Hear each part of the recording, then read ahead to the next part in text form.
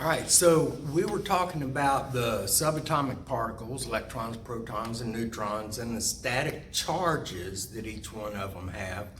And we were talking about the dynamics of the atom itself, as far as how the electrons orbiting around cause that centrifugal force to be pushing that electron out of its orbit. We decided that we needed some sort of handle on the bucket in order to keep that electron in its orbit.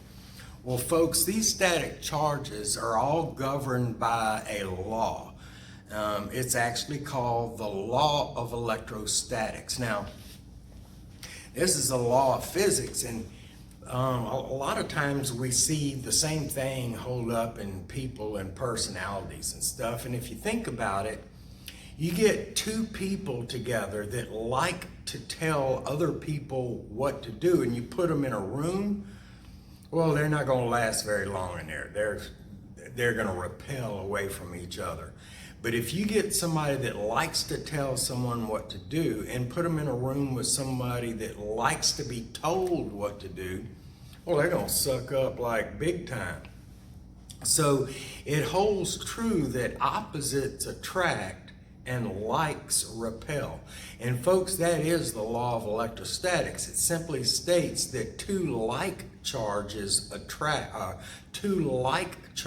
repel, and two unlike charges attract. So let's write that down.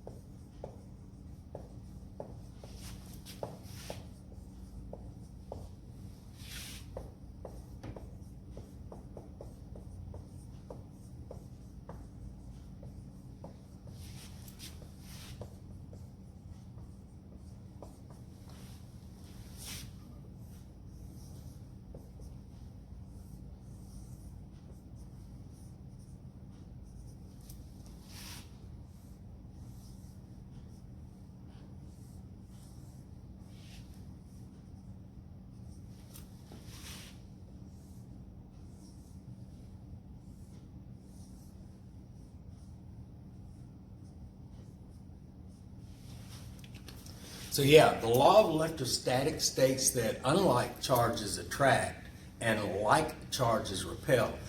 Got a couple little diagrams here. If I have two positive charges, they're going to repel away from each other.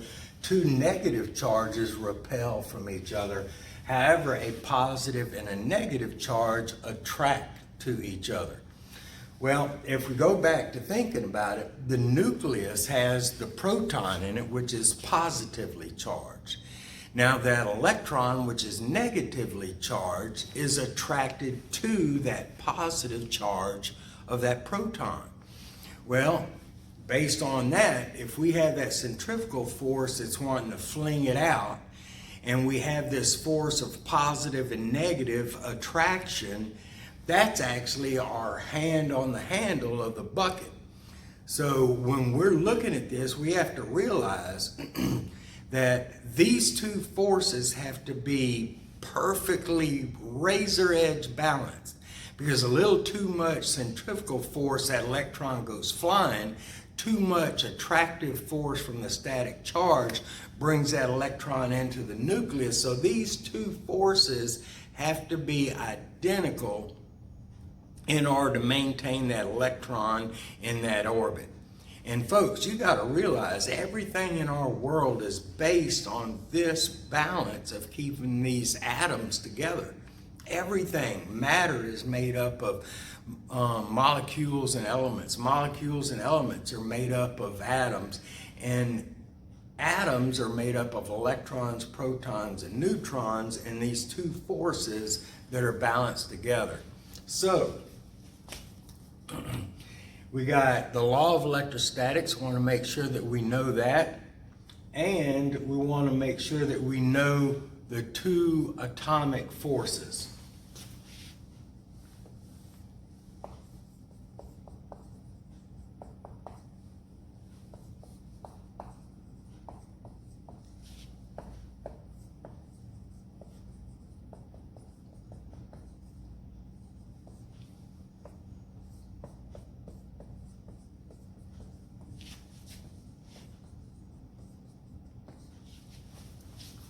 Okay, so the atom nucleus has a proton and neutron, the electron orbiting around. The electron in orbit creates a centrifugal force, wants to force the electron out.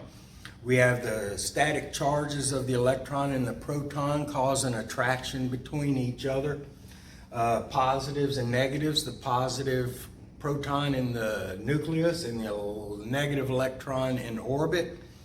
These two, based on their static attraction, keep the atom together, okay? So there's basically the concept that we need to have of the atom. Now, we have to understand that, go ahead, copy this.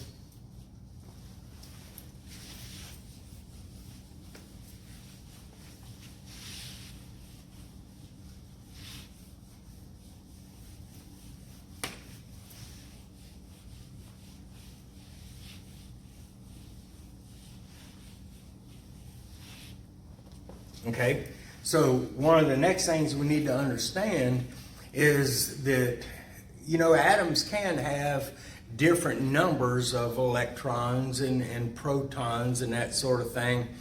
And what we want to know is, first of all, what is considered a balanced atom.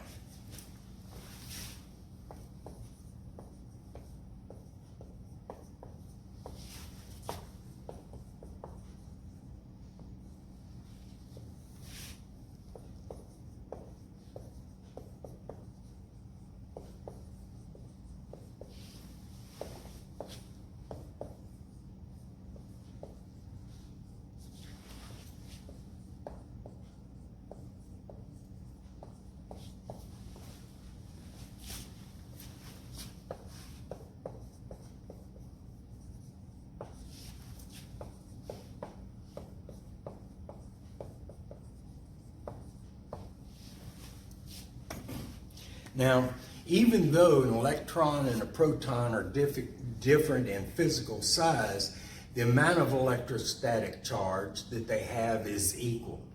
So if I have the same number of electrons as I have protons, I have the same amount of negative charge as I have positive charge. These two charges cancel out to leave the overall atom in what they call a neutral state or a balanced state. This is what we consider a balanced atom, is simply an atom that has no overall charge. It isn't negative and it isn't positive because the two cancel each other out. Well, that's not really good for what we want to do because, you know, bottom line, I'll tell you what electricity is about. We got these balanced atoms, and we're gonna come along and we're gonna slap some of them electrons out of their orbit. So electrons are out of their orbit. What are they naturally gonna wanna do? Well, they're naturally gonna wanna come back to where they came from. Think about this, if I have a rubber band and I take a rubber band and I stretch that rubber band, what's gonna happen when I let that rubber band go? Well, it's gonna assume the same shape that it had before I stretched it out. It wants to assume its original form. Same thing for atoms. If I come up and slap an atom, knock the electron right out of an atom, well, that electron still wants to make it back. Well, folks, that's what we're going to do. We're going to slap these atoms, knock their electrons out of them. They're naturally going to want to come back to where they came from. And we're actually going to control them by making it go through some lights or go through motors or go through our cell phone charger. We're going to control these electrons moving through here in order to be able to provide, you know, the work we need to do. So that basically is the whole thing. So we start off with a balanced electron, and then we slap these electrons, or a balanced atom, and then we slap these electrons out of their orbits. Well, they actually have a name for this knocking electrons loose. It's called ionization. Ionization.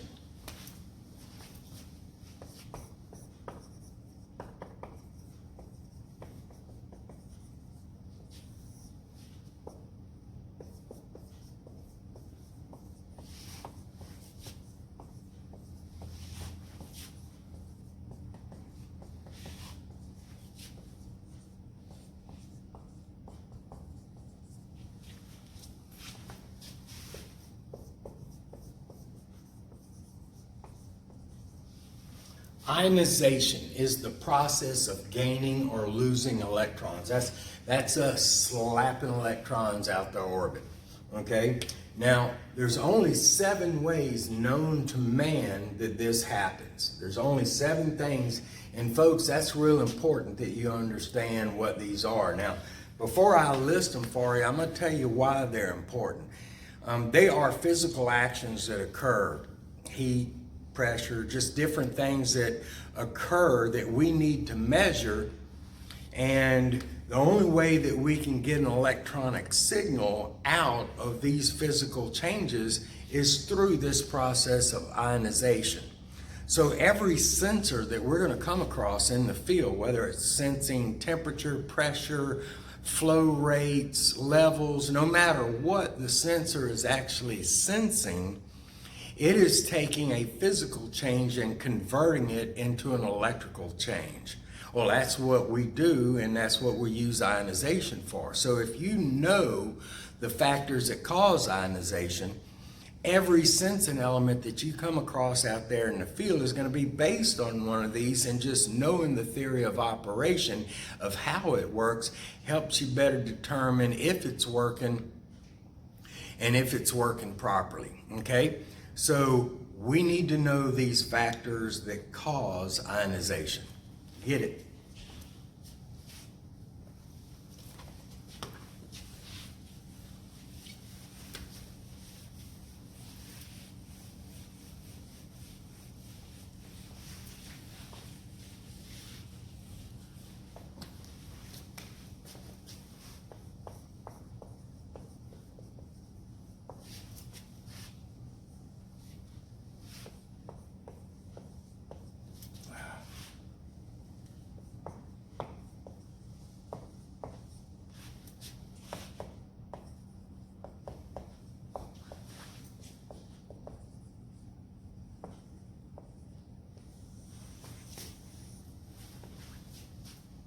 All right, so the factors that cause ionization, things that slap electrons right out their orbit. Well, you think about it, pow, slap you, well, that's friction, okay? So friction, think about walking across the carpet in the wintertime, touching the doorknob, pow, or sliding out of the seat of your truck and then going to shut the door, it gets you. So friction is one of them.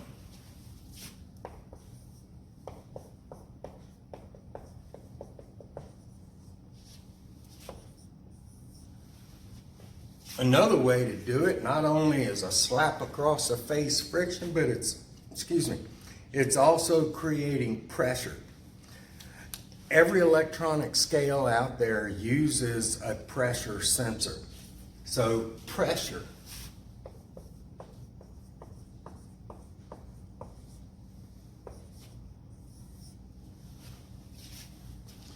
Now think about this. How about all those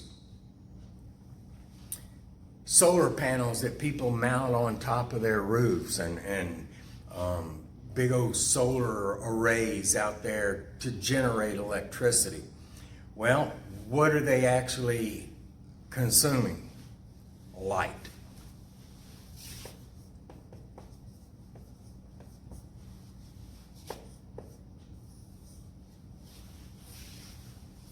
Now, we also have coming from the sun heat, but that isn't really what is considered solar.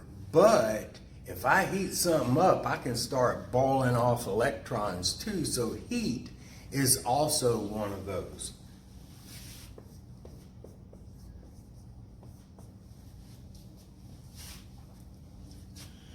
And probably the most common one, where the majority of our electricity is created, whether it comes from a nuclear plant or a coal-fired plant or a natural gas electrical facility, all of them basically turn generators.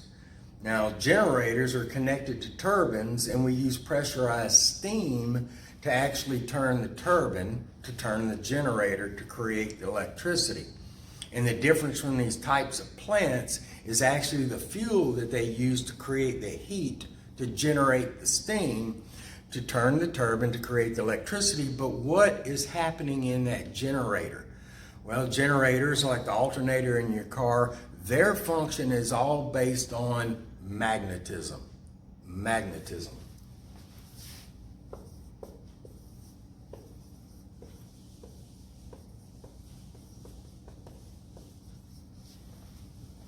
Only two more, okay?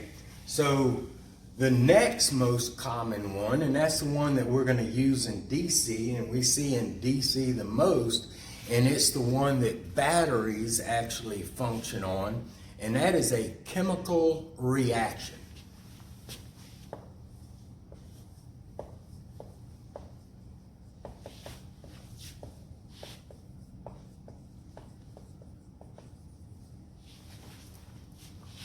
Batteries have electrolyte in it, chemicals, they react to produce this electrical energy.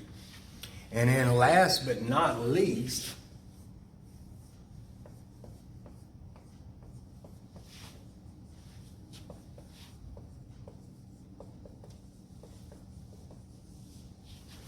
nuclear radiation.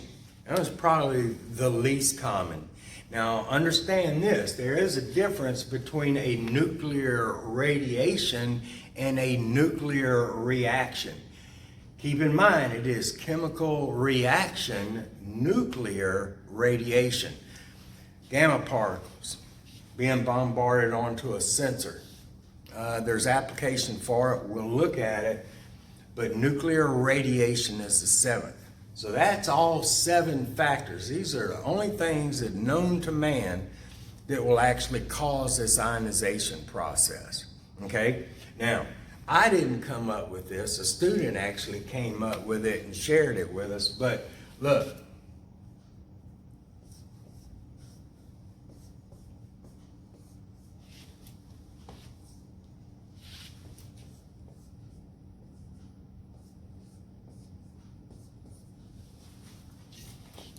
NFL champ. It's an easy way to remember, and this is how I taught the rest of the classes. Nuclear radiation, friction, light, chemical reaction, heat, well, A, magnetism, and pressure. Okay, NFL champ, that'll at least give you the first letter of each one of them. We need to know these. Every sensor that we're going to look at is going to be based on one of these factors that cause ionization. Okay? So get this copy.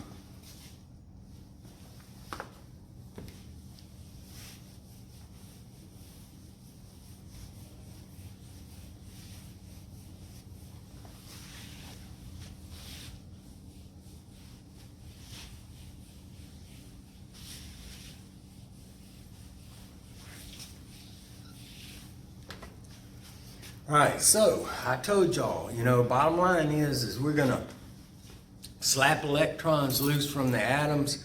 Those electrons are naturally gonna wanna come back to where they came from, and we're simply gonna make them go through some things and do some work for us in their natural migration back to where they came from. So we understand, we've all seen an extension cord, okay? That is how we have the means of allowing electrons to go in particular places. In other words, if I want it to go to that motor over there, well, I'm going to take the wire, like an extension cord, and I'm going to run the wire over there to that motor. Well, that path allows us to get electrons flowing through the device that we're trying to power. Well, understand that if I look at an extension cord, if I have it plugged into the receptacle and I grab the outside of that extension cord, the rubber part, I'm not going to get shocked. Because there's some materials that electrons don't flow through, and like the little metal wire, the conductors, there's a word, the conductors inside, the wire inside is what the electrons actually flow through because they can flow through that. There's some materials where electrons cannot flow through, and that brings us to this next subject of conductors and insulators, okay? So a conductor is a material that will allow electron flow, and an insulator is a material that won't. Let's write that down.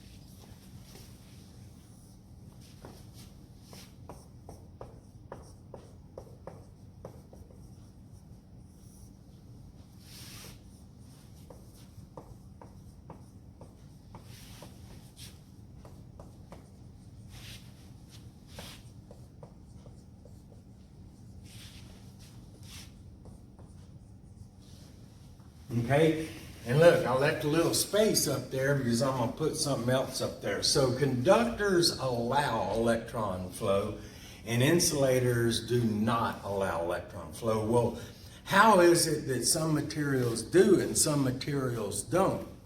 Well, another basic law of nature is that there's strength in numbers. So I told y'all that not every type of material has the same number of electrons and protons. For example, hydrogen only has one electron, one proton, and one neutron. But then you have something like gold, which may have 60 or 70 electrons, protons, and neutrons. And what you need to understand is if that nucleus has electrons around it, all those electrons are not going to be in the same orbit. Just like Venus, Mars, Mercury, Earth, all these planets are not in the same orbit, they're in different orbits. So if this is my nucleus, I may have 2 electrons in that first orbit, and then 4 electrons in the next orbit, and we have these orbits until we have just as many as we can well, I know it doesn't sound all that smart, but anyway, so the different orbits we're looking at, but the only orbit that we're really considered in is the very outer orbit. The very outer orbit has the electrons that we're going to be dealing with. Now, going back to that strength in numbers thing, if my outer orbit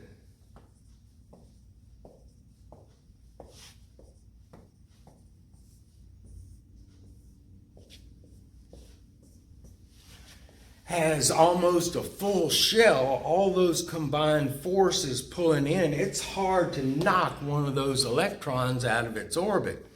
But if that last orbit only has one or just a few electrons in it,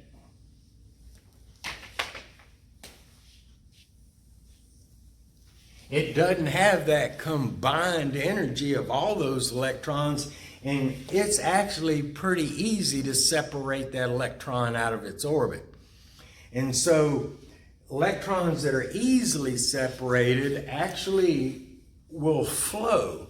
But those that have almost to a full shell on that outer shell have that strength in numbers, and they're difficult. These we call insulators because they're more difficult to cause to flow. But I'm going to tell you, if you push hard enough on anything, you can get flow through it. So just keep that in mind. There's no such thing as a perfect insulator.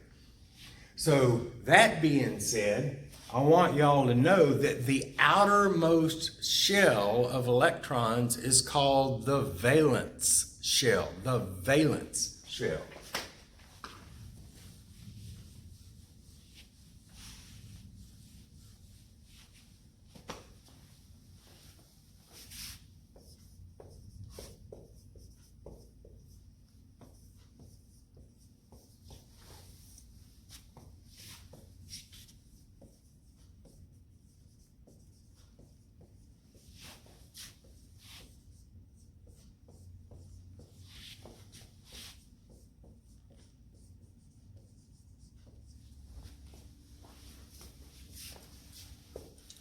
And the electrons in the valence shell are called valence electrons.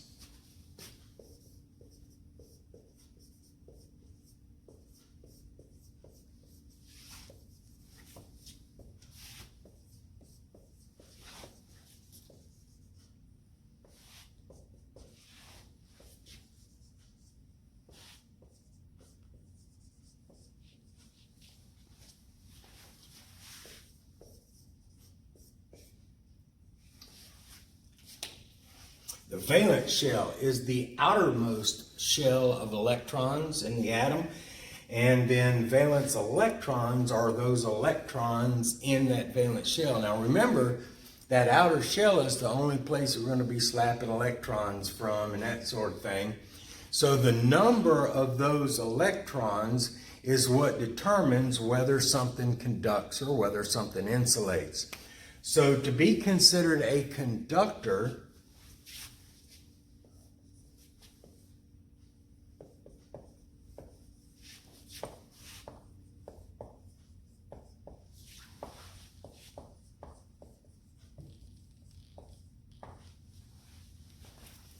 and to be considered an insulator,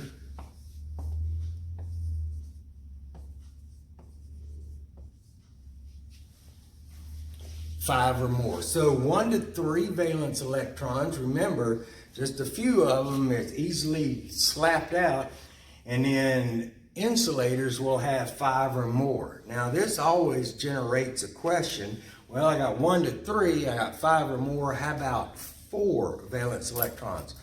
Well, 4 valence electrons falls into its own category called semiconductors.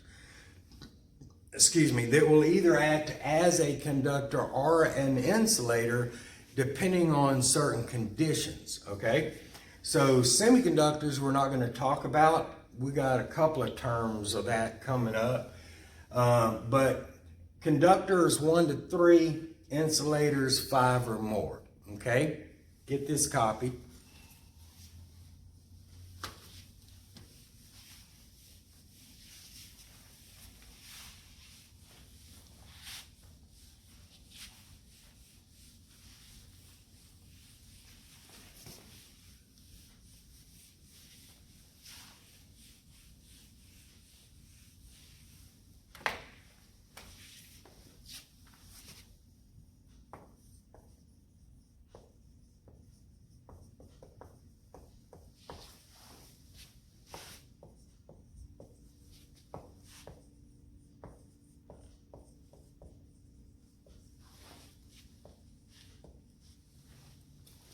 Okay, there's 4 conductors that are primarily used in electrical and electronic technology. From the very best conductor to the worst conductor is how I'm going to list them. So the best conductor is gold. So when you see those gold terminations for audio and that sort of thing, believe it or not, they are better. I know they're all pretty and cool looking and stuff too, but they do provide a better noise to signal ratio by having a better conductor. So gold is the best. Then silver.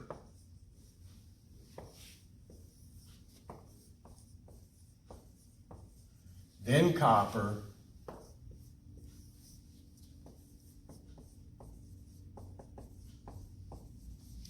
And then aluminum.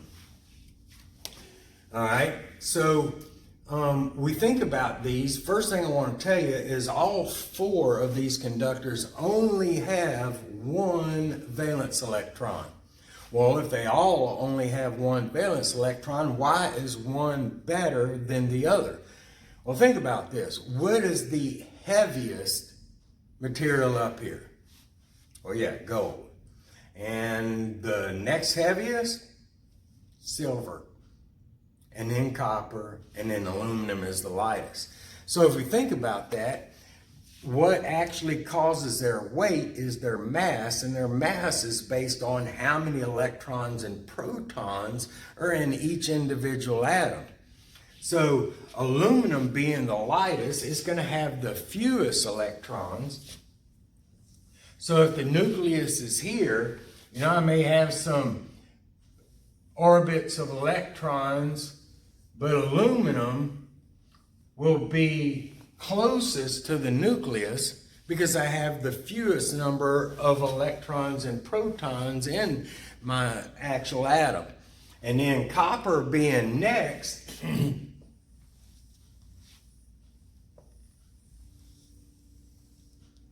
that one valence electron will be a little bit further, therefore reducing the amount of interaction between the positive and negative charges. So even easier to separate.